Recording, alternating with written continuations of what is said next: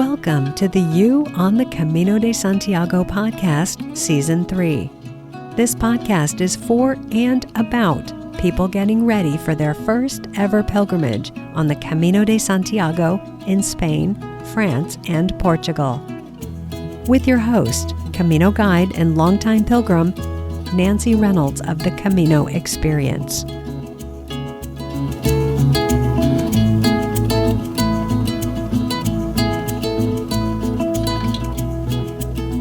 Hi, this is Nancy coming to you from Pamplona, Spain, where I am staying the night before heading to Saint-Jean-Pied-du-Port. This place is like a magnet for me, always drawing me back.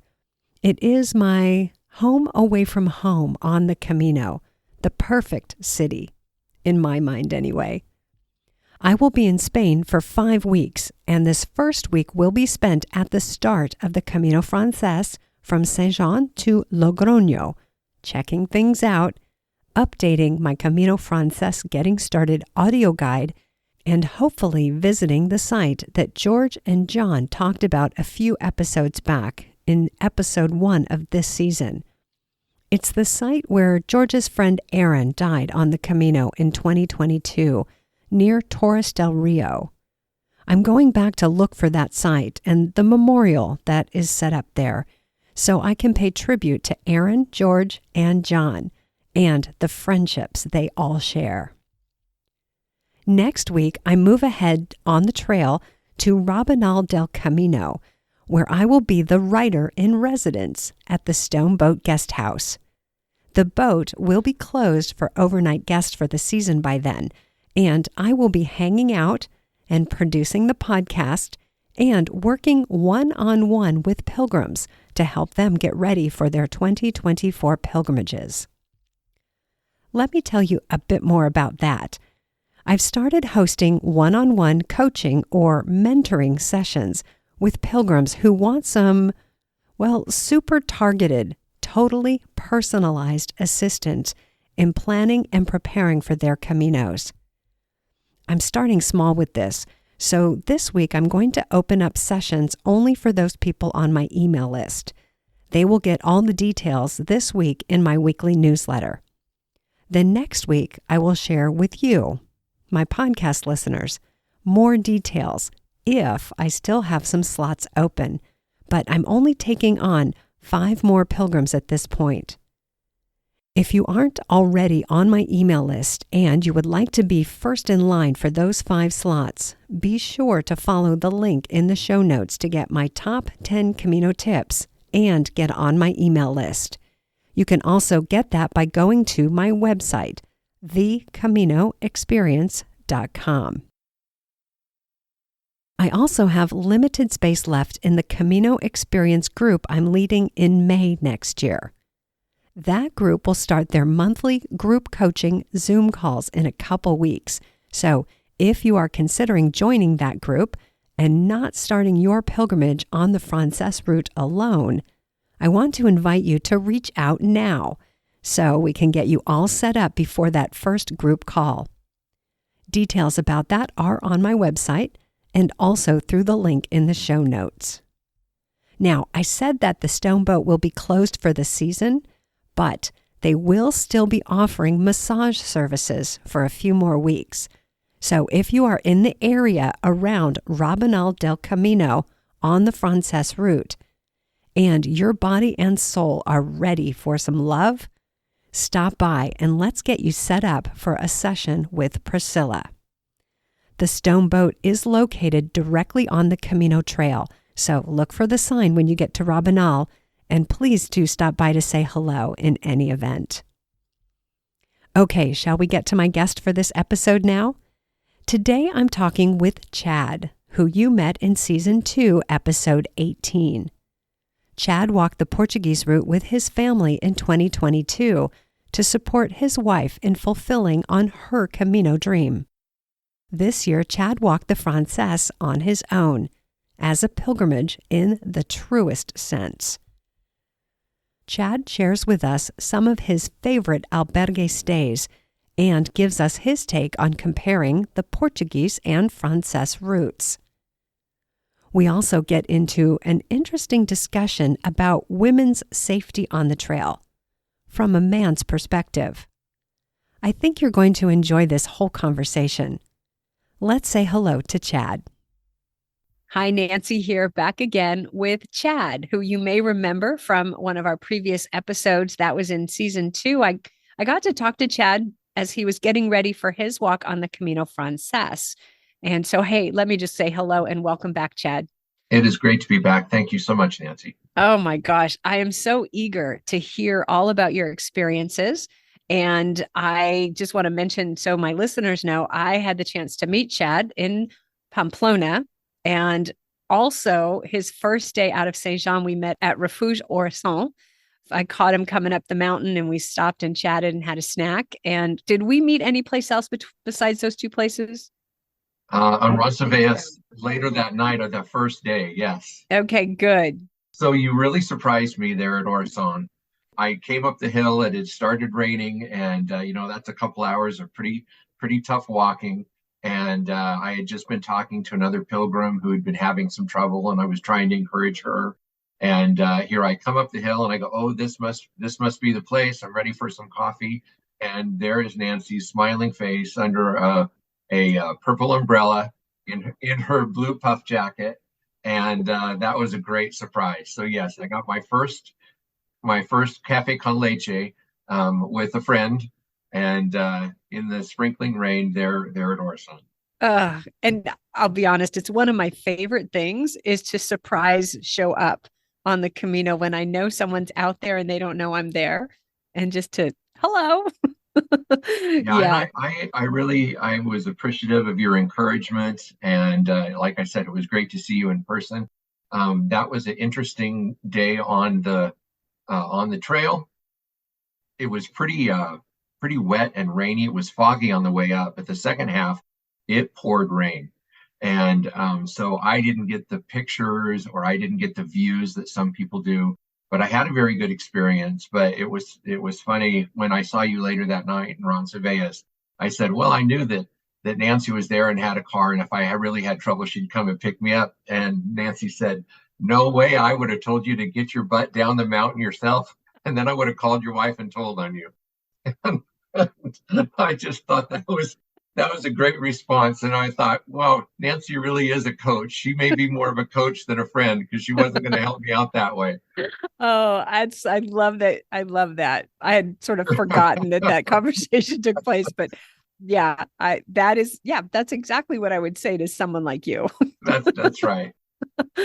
And then we talked about having dinner together 2 nights later in Pamplona, and you suggested that we could do a Pinchos crawl, and that I could invite other pilgrims along the way too. And so that was fun. And that's exactly what I did. Is I made friends those next couple of days. I told them that I was going to be meeting a friend in Pamplona, and she was going to show us around the Pinchos bars and we could have a good time. And I said, and they could invite their friends as well. And so when I met up with you, there were 17 of us. 17 people. So 17 there's people. 2 sides to this, right? So you have to get who Chad is.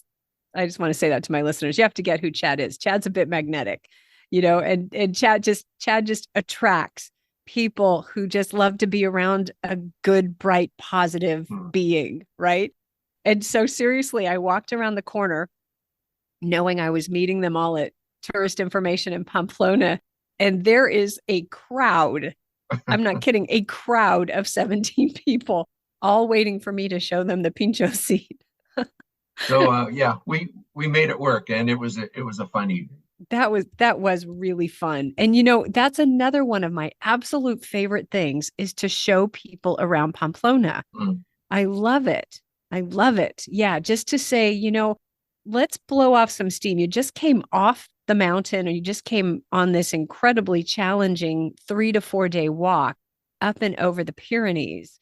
And there are always surprises at how hard it is. And then, of course, by the time you get to Santiago, you won't remember that. And you'll think, oh, it wasn't that hard. It wasn't a big deal. But when you're in Pamplona, that's when I get to see, yeah, that was actually really hard. Yeah. Really hard. It was challenging. So let's talk about a couple things. So you walked from Saint-Jean all the way to where? Where'd you finish? Well, I didn't stop in, well, I stopped in Santiago, but I didn't end there. I went all the way to the ocean. So first I walked to Musia, and then my final day I walked from Musia to Fisterra, and Wonderful. had my last night of the Camino there at the little hotel by the lighthouse, and it was Oh, fantastic. dreamy. And how many days did you take for this whole journey? People will want to know how many days that was. I started walking on June 1st, and I got to Fisterra on July 11th. Okay. And so along the way, I took some rest days. I took rest days in Pamplona and Leon, in Burgos, and then again some days in Santiago as well. Okay. So I want to just talk about the beginning just for a moment and talk about the role that the weather plays. And Mm, so here was the funny thing. I was driving to meet you in Roncesvalles, and I was in a car, and I got caught in the same torrential downpour that you did. It was so heavy that I had to pull over under an overpass because I couldn't see out the windshield. And that's what you were walking yeah, it was raining pretty heavy that day. I was really glad that I had a poncho that covered both me and my pack. in. Hmm. And it did a good job of keeping me dry. The thing I was most afraid of is I had spent 2 nights in Saint Jean, and one of the pilgrims from the first night had left their iPad, and so I was taking it to Roncesvalles to meet up with them, and I kept thinking that iPad is in my backpack, and if that gets wet, I'm in trouble. And so I was very glad that everything stayed dry, besides my shoes. Okay. So I definitely had wet feet, and it was a trek getting through there in the rain. I was probably halfway over the mountain, and there's a van that sometimes is there. Yes. And I had just finished drinking an Aquarius and eating a banana when it opened up, and all of us kind of rushed under the tarp. And I don't know, there was 10 to 12 of us pilgrims maybe at the time. And I just looked out and saw it didn't look like it was going to let up, and like it had a couple other times earlier in the day. And so that's when I got my poncho out and decided I've just got to walk in this. And so the rest of the day was in rain. Wow. And the thing about the weather forecast, this is something that is much more enjoyable to observe when you know you're in a car or you're not walking out on the trail. But I noticed there are several different types of rain forecasts. Mm, It'll say that there will be rain. It'll say that it will be, and I'm looking at an app when I say this, mm, there might be showers, there might be rain, and there might be thunderstorms. And it's the thunderstorms that actually feel like it's raining at you, that mm. the rain is so strong and so intense. And I think that's what was going on that day. Yeah, it certainly did that day. And then I got rained on, I don't know, maybe 3 or 4 days later. And then the amazing thing was the rain on the Camino for me was over. Those were the only 2 days I got rain at all. Yeah. Sometimes it rained in the evening or in the afternoon when I was done walking, but I actually only had 2 days that I dealt with any rain. So lucky. No rain in Galicia at all. That's crazy. Galicia is known for rain. Exactly. That's what I thought. So with those forecast showers, when the forecast is for showers, that's nothing to worry about because that might not be where you are. It might be brief, a little bit of wet. The rain is more likely to go all day, but those thunderstorms are the ones that you want to duck and cover or certainly cover if you're walking. That's good to know that. So the experience that you had walking in the rain and I would love for you to talk about your expectations of that first day walking over the Pyrenees and the reality. Mm. Well, I've certainly seen pictures that other people have taken, of that first day walk. And I would love to do it when there wasn't rain and be able to have those views and see more of the animals.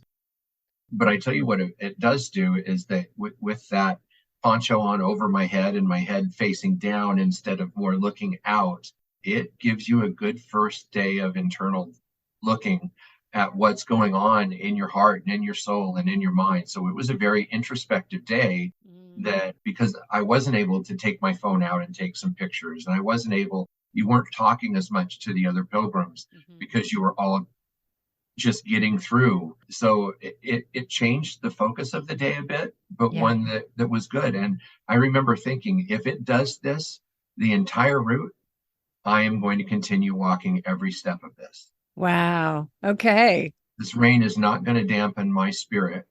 And if this is what walking the Camino looks like for me this time, I'm going to keep moving forward one step at a time till I get to the end.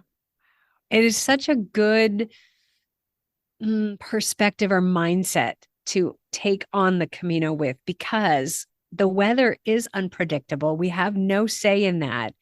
And that really brings you back to what this is. This is That's a right. pilgrimage. That's right. For some people, it will be a walking holiday, but the Camino de Santiago is a pilgrimage route to a sacred destination. Yes, that is so true. If it had been just a walking vacation for me, I would have been discouraged. But knowing that it was a pilgrimage, that means that you're going to be there and you're going to be present regardless of what the circumstances are around. Yeah. Whew.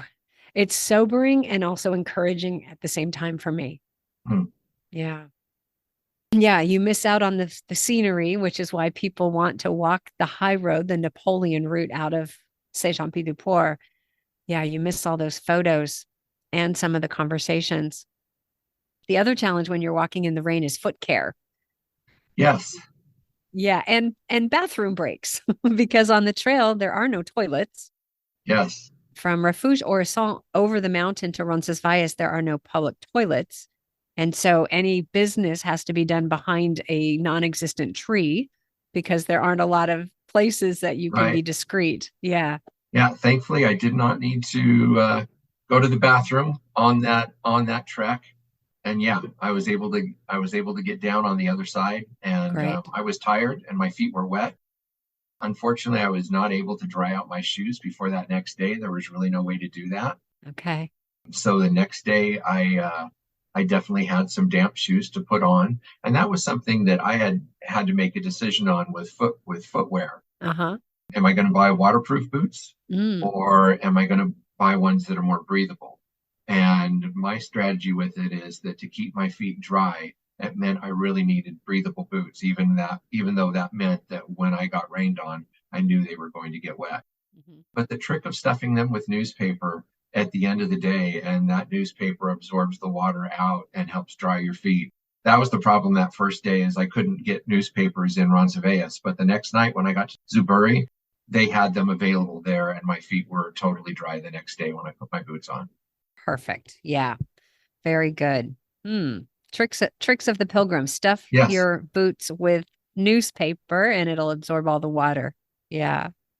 Yeah. And the other part of it too is that foot care thing. You know, it's a strong argument in my mind for making sure you have trained with the fully loaded backpack you'll carry on the Camino so that your feet get used to rubbing the way they're going to rub when they're on the Camino. So you know before you go if you have any hot spots or potential, because pulling over to take care of your feet in torrential rain is probably something you'll just skip. Yes. Yeah, that's very true.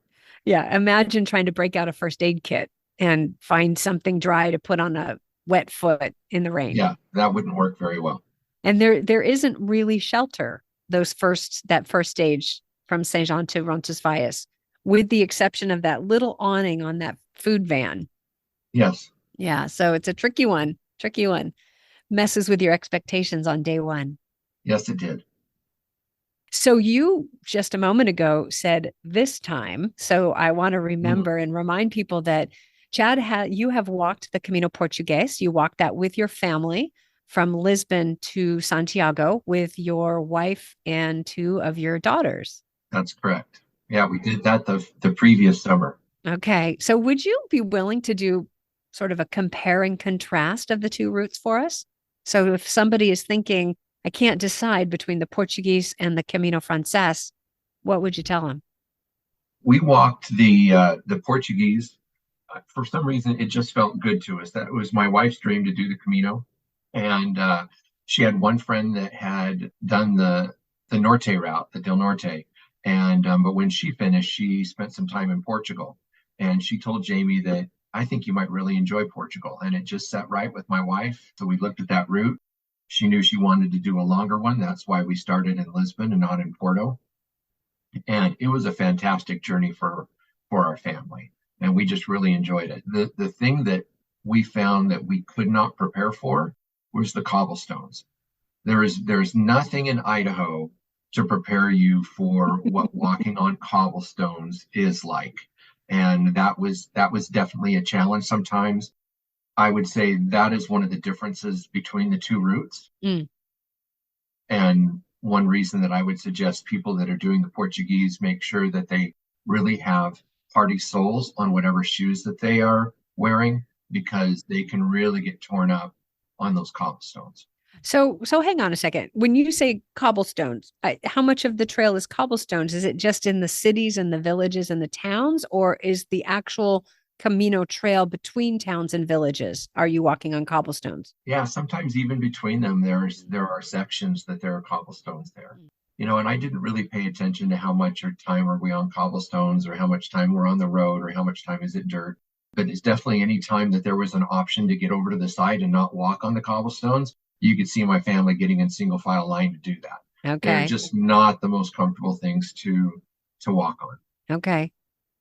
But I have heard people, trying to compare the two routes and say, and if they've done the FRANCÉS, I've heard some people, well, we even walked with some people that they weren't prepared for the Portuguese to be quite like it was. They expected it to be just like the FRANCÉS. And they expected there to be more stops, more albergues, more cafes, and especially between Lisbon and Porto, there's not as many options. But since we hadn't done a Camino before, we didn't have any expectations. Great. And so that section between Lisbon and Porto, we absolutely loved, because we didn't have anything to compare it to. The places that we stayed, friends that we made, those towns in Portugal, the Portugal people, the Portuguese food. I can't imagine not having those first 2 weeks. So if anyone was even remotely interested in doing it, I would say it's a fantastic Camino. And good. I think you just have to go into it with a very open heart, open mind, to let each Camino be its own experience. Good advice. How about the distances between towns? I know on the FRANCÉS, the farthest you ever have to walk is 17 kilometers.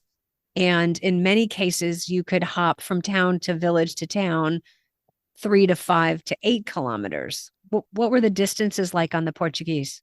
Certainly at the beginning of the Portuguese, if you go with John Brierley's book, those sections are longer. They're almost 30-kilometer days, and you're starting out doing that. Okay. And so what we did is we took rest days, and we took more of them at the beginning of our journey. So we walked 3 days. So that was 90 kilometers, or about 60 miles. And then we took a rest day. And that was so successful for us. I think our bodies really appreciated that rest day, that this time doing the FRANCÉS, I did the same thing. I walked the 3 days, and then I took a day off in Pamplona. Smart. And it was really good. And my body appreciated it. I think it helps you recover from those first 3 days of walking, so far and consecutive. And so I would encourage people to look at that. Once you've done 3 days, give yourself a break. And both routes gave me a great place to have that rest day. And I appreciated that. Yeah. Well, and I appreciated it too, because then I got to share more of Pamplona with you. And also we had just some great conversations in that square, the Plaza Mayor, Plaza del Castillo in Pamplona. And it always tickles me to know that people get to stay in Pamplona an extra day and enjoy the city, because it is such a lovely city. It really was a lovely city. It was definitely one that I would go back and enjoy. Good. Very good. Anything else? Compare and contrast on these two routes? Like I said, that would be my encouragement to people, is to just not compare them. Good. I have heard some people say, well, you're on the road so much, and on the Portuguese, there's so many times that you're on the side of the road. And I've heard some people say that. And I went back and even asked my family, I said, do you remember walking along the side of the road a lot? And they all said, no. And I thought, oh, that's interesting. So I don't know if they're comparing it to something or, there were certainly times where you were along the side of the road, especially when you're getting into a town or a city. But I guess it didn't impact me that much that I went, oh, this is a problem. Okay. And the other thing we did, we left early in the morning, and which always helped us. It seems like people in Portugal and Spain sleep in a little bit longer. So we were walking out of towns and walking out of cities before there was any traffic. So Mm. maybe we were on the road some, but Okay. honestly, I remember walking out of these little European towns that were walking right down the middle of the road, and watching the sunrise. And it was just beautiful. Wonderful. Well, I really appreciate that perspective. Yeah. And so it might come down to, do you want to walk in Portugal for most of the journey, or do you want to Yes. walk in Spain most of the journey? Yeah. And that could be, maybe you have some language skills. If you speak Spanish, you might want to be on the Francés more than the Portuguese. If you don't speak either language, doesn't matter. Oh, I really appreciate the perspective. Thanks for that. Yeah. Now, if you would, I would love for you to reflect a little bit on your itinerary. So you planned, if I remember correctly, you had booked all of your accommodations in advance, and then you kept pretty much to that itinerary, a couple little minor changes. But would you reflect on how that went? Yeah, I did. I was definitely a spreadsheet pilgrim for this trip. And really my heart's intention was to get there to Fisterra and to stay at the hotel there. And since there was only 6 rooms at the beginning of the year, I booked a room, and it was amazingly affordable because I think I was staying in the middle of the week. So it was, I don't know, I think $97 or something like that. And it was definitely worth that money at the very end. So I kind of built my itinerary backwards, including those rest days. And I did find that, having done the Portuguese, I was uh, felt responsible for my family, and that was always something on my mind. Where am I going to get 4 of us to be able to stay and everything? And I felt like there were some days that I rushed some things, that we didn't stop to see something, or we could have gone off the trail to, for some different sites or whatever. And looking back, that was something on the Portuguese that I wish that I felt that freedom to go explore those things. But sometimes I felt that rush to get to the town and to find the bed. And so that was something that on this trip, that I knew that I was going solo, and my intentions for it being a pilgrimage and staying in my heart, I didn't want to waste any energy thinking about where I was going to stay that night. And I didn't want to look at any of the other pilgrims as competitors for the beds. So that's why I decided I was going to book my rooms. And I was intentional about where I was going to stay. I knew that since I was walking by myself, that I would need to interact with others in the evening. So I looked for albergues and hostels and different things that had community meals. And that would help me make a decision where I was going to stay that night. If I had 2 or 3 different choices, I would look for the one that you could buy the community dinner at that place, because I wanted that interaction over a meal. So I was intentional about that. Great. And I definitely, when I was talking to other pilgrims along the way, and that's one of the things you'd say is, where are you going tonight? Have you already got a space? And when I mentioned how I had planned this, people said, oh, I definitely am spending energy thinking about where I'm going to stay tonight. And I just never had to do that because I had already figured that out. It's a really good argument for booking in advance, which gets some bad press. There are pros and cons to it, certainly, but I do Yeah. understand. And that's what I needed on this trip. That was more important to me than the freedom. It did Okay. mean that I needed to stay to my schedule. And there was there's the fear of, well, what if you get injured? What if you can't get there? And I just had to have faith and believe that I was putting together this itinerary for a reason. And Mm, I was able to stay on it. There are a couple places where you can't make reservations, yeah. and they were places that I wanted to stay. So I had backups in case those things didn't work out. And then if it did work out, then I would call the other backup place and said that I don't need that reservation. Please open it up for another pilgrim. But mostly I was able to keep exactly on track of what I intended to do. Ah, it's a great success story. And when you chose your accommodations, you said you went for the shared meals, which are typically in albergues. Were you mostly in albergues or were you also in private rooms? How did you shake that out? Yeah, sometimes I stayed in private rooms. If I had a very long walk, sometimes I would think, okay, I'm going to need a really good rest night tonight. I'm going to need a good night's sleep. And if I've walked 2 or 3 days like that, then maybe I'll book myself a private room, but in an albergue. And it's nice that they have some of those options. And I had just budgeted enough that I could make that decision. So sometimes I booked it ahead that I'd booked a private room, and there were a couple times where I got to an albergue and they had a private room available, and so I just upgraded and got the room. But some of my favorite experiences were staying in rooms where I was with other people as well. Grañon, there's a church there that the program that they have was just absolutely fantastic, and we didn't even have beds. It's just blue mats on the floor. And but that was absolutely one of my favorite experiences with the other pilgrims. I would go back in a heartbeat and stay there. And I would tell anybody, this is a worthwhile experience. So yeah, that comfort does not always need to be the main priority for you making decisions of where you're going to stay. In fact, if you're on a pilgrimage, comfort should be a little lower on your list in terms of your decision making.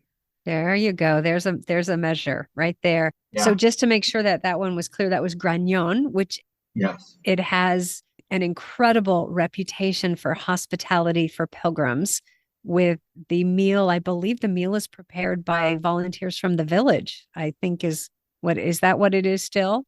There was only two hospitaleros there. They usually have three, but there was only two there. And it meant that all of the pilgrims did all of the work. They kind of directed us. Oh, wow. So actually, when I walked into the church, the people that were taking down all of the information and everything, they were other pilgrims that had just got there earlier, and setting up the rooms, preparing the meal, cleaning up. We all did it together. And there was probably, I don't know, 40 of us or so that were there that night. There's two big rooms to stay in, and the program that they had in the church afterwards was just fantastic. Wonderful. And I think that that is actually what we're all longing for. We're longing to be connected and part of that community. Yeah, absolutely. And the other side of it, I'm trying to think where it was. So it would be the town after the Iron Cross, after the cruise to Faro. Okay. Would that be El Acebo? No. Molina Seca? Yes, I think so. Yeah. Down at the bottom of the hill.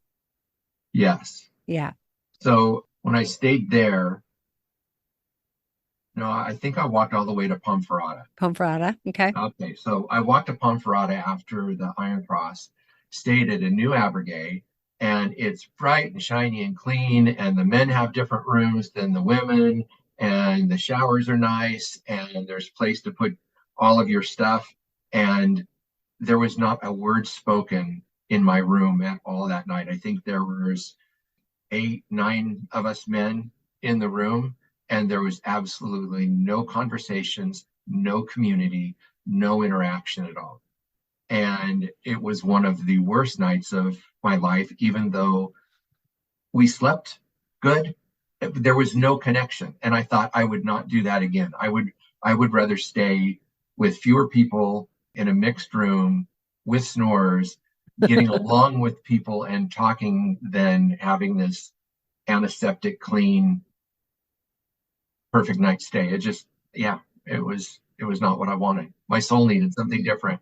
Well, and it begs the question, what is it that creates the albergue experience? Is it the facility? Is it the hospitaleros? Or is it your fellow pilgrims?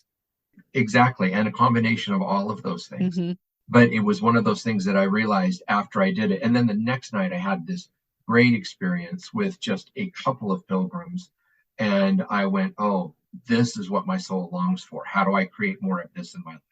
And that's the question right there, Chad. How do I create more of this in my life?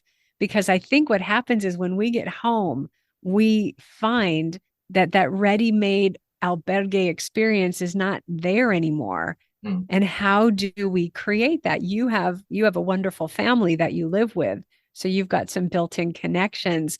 But for so many people, they come home, I've come home and felt completely lost because I Sure. don't have other people who are also equally eager to create that experience. Right. Mm. Wow, lucky you to have a Camino family at I home. know.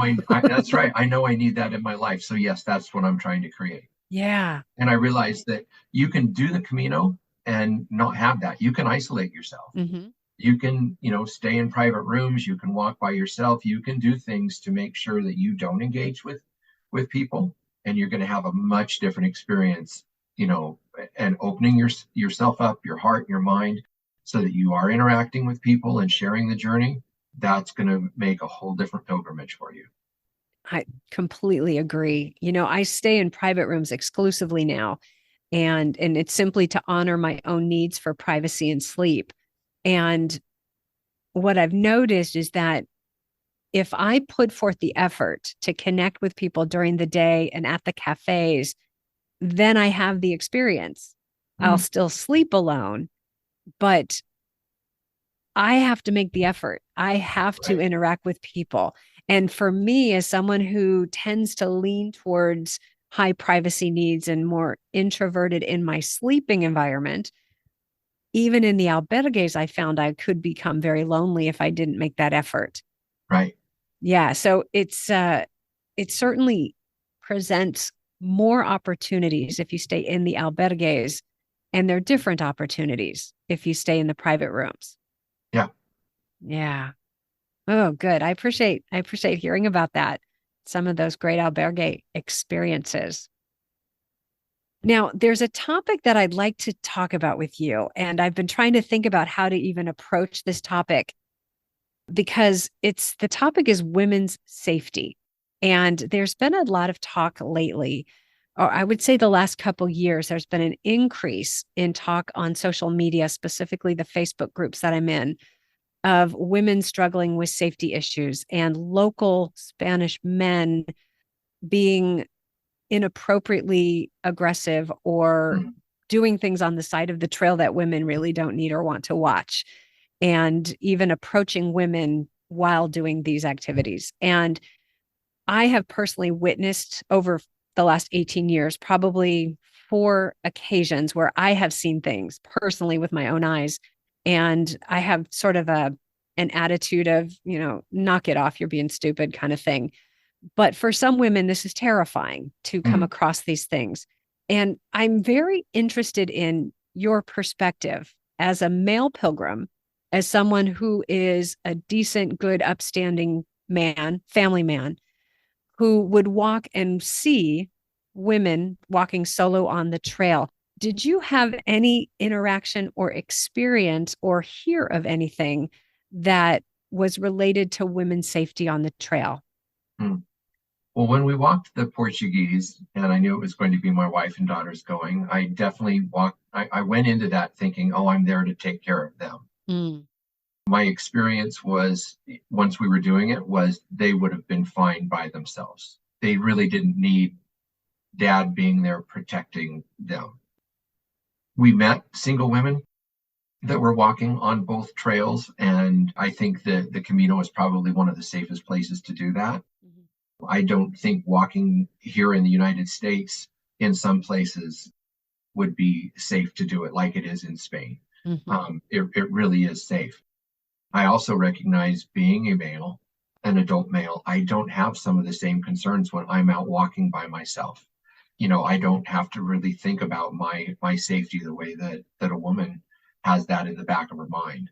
So certainly one of the things that I would try to do when I saw women walking on the trail is I would greet them and I would look them in the eye and I would smile at them and let them see that I'm friendly and that I care and that I'm not being aggressive towards them in any way. Certainly the things that you talk about and that you bring up, I think it's appropriate for people to watch what you're talking about. In the Abergaze, it is interesting. I think I heard one of your, it was either you or one of your guests talking about this issue and talking about some of the Europeans seem to be more freer in changing their clothes. Yeah. And we've definitely experienced that. The Americans tend to be more private and go into the bathrooms. And I would say that is something for men to consider when they are around other women. So this would be my encouragement to European men. Don't change in front of others that maybe they don't want to see that. My daughter got a good eyeful of one of our friends' butts, and she said, "Dad, I'm scarred for life." And so that is something that I did just for others' benefits. If I was going to change my clothes, I went into the other room. I was definitely in rooms where some of the women were changing in front of me, and I would just turn my head. Just try to create a space where they feel safe and not being ogled at. I think it's important to do that. I did not see anything on either of those routes that I thought was safety related. I didn't come upon that towards the women that had to do with any other people, but I did see an aggressive dog on this route, and I don't remember exactly where I was, but this dog started coming towards me, and I raised my poles up, and it stopped and just kept barking at me. But I looked behind me, and there was a lady about 50 yards behind me, and she was terrified.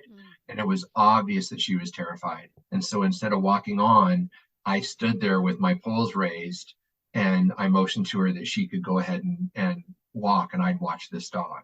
And so the dog finally took off, and as she got to me, she thanked me so much for protecting her and being there for her. So I'd say, that's something that we can all do, is look out for each other in those times where there's any sort of fear or something going on, that we can show up for each other. But that's the only time that I saw someone be really scared on the trail. And it was a dog, not a person. Okay. So I'm also thinking about, if I love the concept of allies, and as a single woman traveling alone, I remember back when I first started walking, I was 40, and I attracted more attention than I do now. Mercifully, that's one of the gifts of aging, is that I don't attract the attention of local men the way that I used to.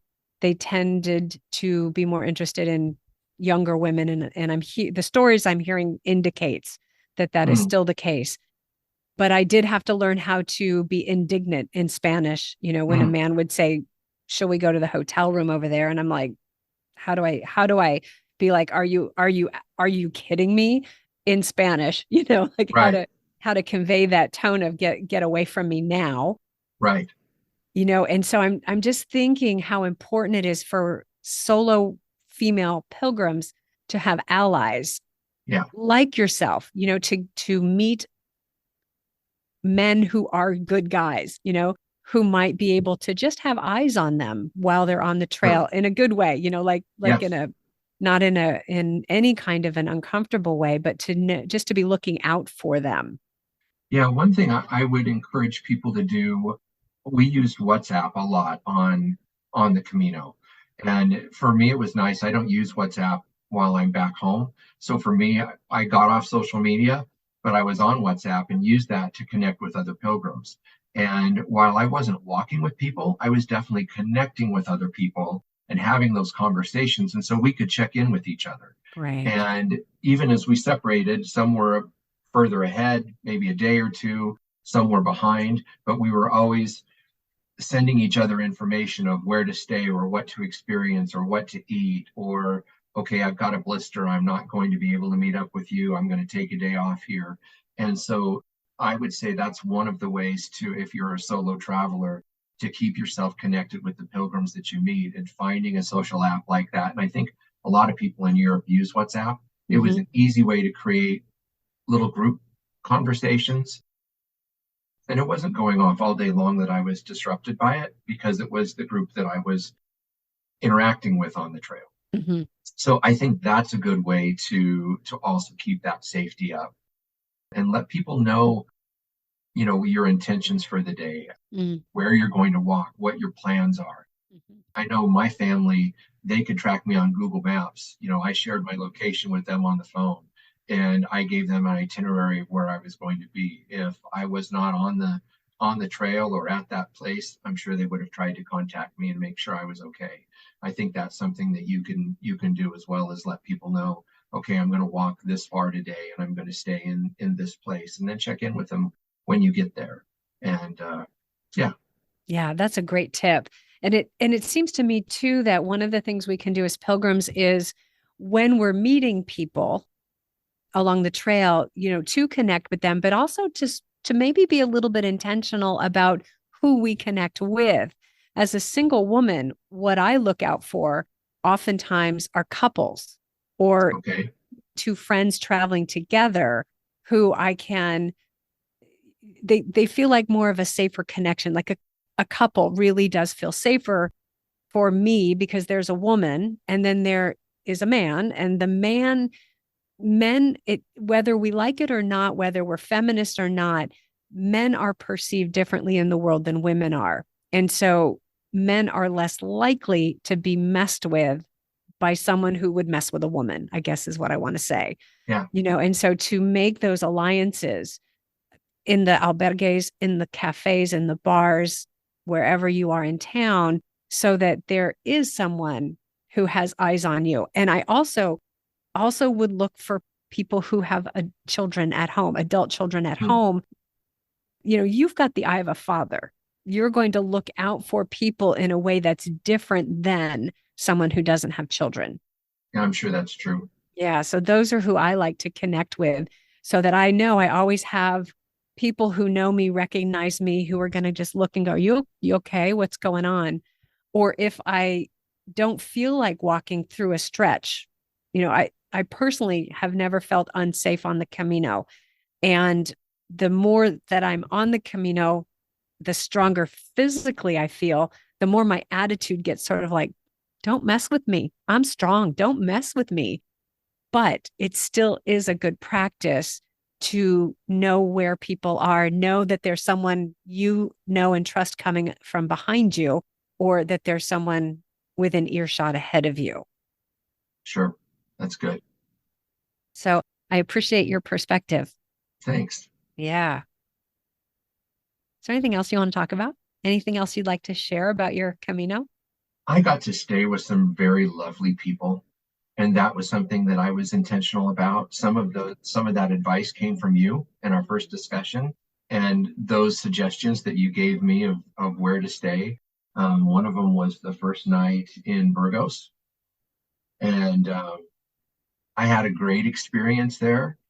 And the second one was at the Stone Boat in Rabanal with Kim, Mm-hmm. and two very different experiences, but both of those were significant places for me to stay, and I appreciated that. And there were other places that it was important for me to meet those people that they're spending their life in Spain, making it possible for people to stay with them and their stories. And I got to really connect with those people and make some friends, and that encouraged me along on my pilgrimage. And I'm very grateful that I got to have that experience.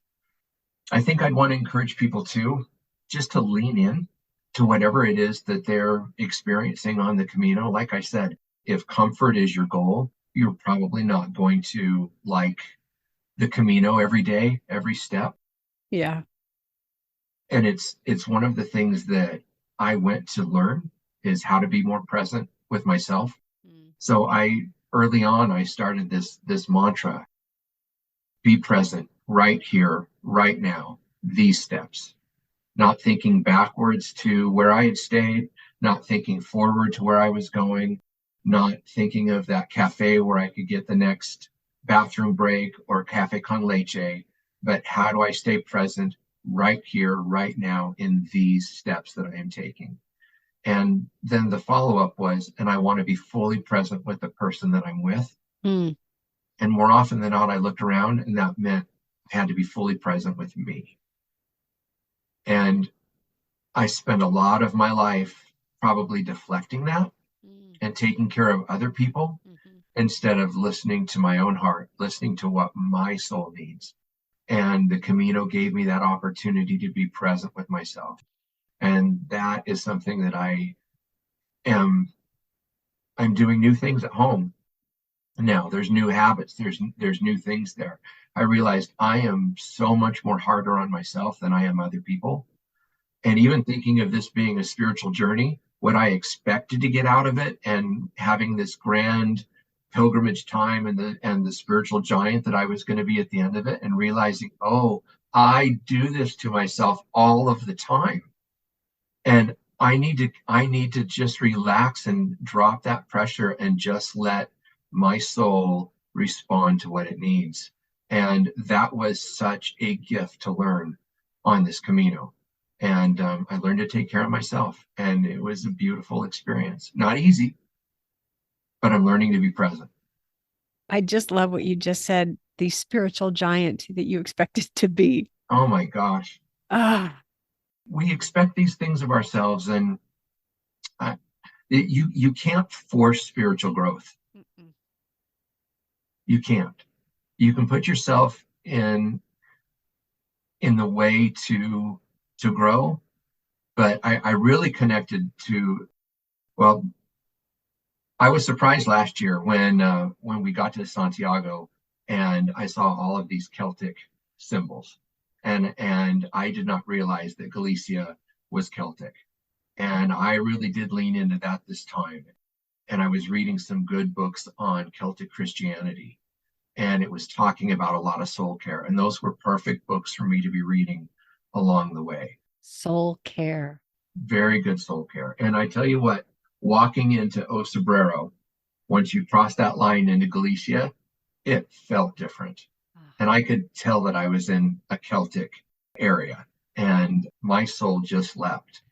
It was magical. I would tell people, don't, if you're gonna start and you don't have as far to go, I wouldn't tell them to start in Suseia. I would back them up a couple of days and tell them to start in Trabadelo. Mm-hmm. Yes. And walk up into Osabrero and walk into that region, and then get to experience that region all the way. It was just magical to me. It's one of my favorite parts of the trail. I love Trabadelo. I mean, Trabadelo has 3 incredible places to stay. There's Casa Susi, which is the albergue run by the Australian woman, Susi. And that's where I stayed. Yeah. And then there's another albergue, something Leyenda, which I think is the word for legend, that gets incredible reviews. And then if you want a private room, there's El Puente Peregrino, which is run by Ellie, who's from Holland. She serves the best vegetarian food. Oh my gosh, so good. Yeah, that's the trick with Trabadelo. I want to stay for 3 nights. Stay at all places. Yeah. Yeah, it's a bit of a problem. But yeah, but that area, you're absolutely right. It's through this gorgeous valley, and then you climb this incredibly challenging mountain, and the reward at the top is such elation, such sense of seriously, metaphorically and literally being at the top of a mountain. A fog settled in that night, and honestly, you felt like you were in, an enchanted village. Yeah. And the Pilgrim's Mass that night at the church was very significant. That priest, there were some times I felt like some of the services I went to were kind of dialed in. This is what we do every night. Yeah. New set of pilgrims every night. I didn't feel that way in Osabrero at all. It was fun to honor the priest that was the one that was responsible for the yellow arrows, and who's buried there in the church. Elias Valinha. Thank you for saying his name. I did not remember his name. But that mass was significant to me. In fact, I've got tattoos in Santiago based on what that priest shared with us that night. Oh, wonderful. Wonderful. Will you describe it to us?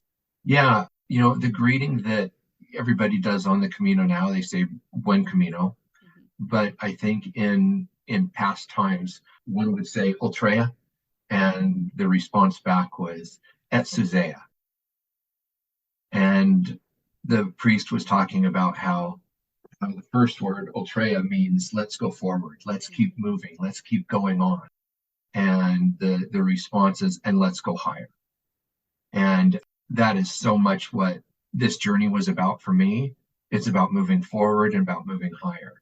And so I got those two words tattooed on my inner wrists so that I can see those, because that is what I want to take back into my life. So that was the gift that the Camino gave me. So the one with Ultreia has an arrow underneath it, and the Suseia on the other one has a shell on it as well. So I've got some of that Camino symbology there on my wrist that I can see every day to remind me of the journey that I'm on. Every day. Wow.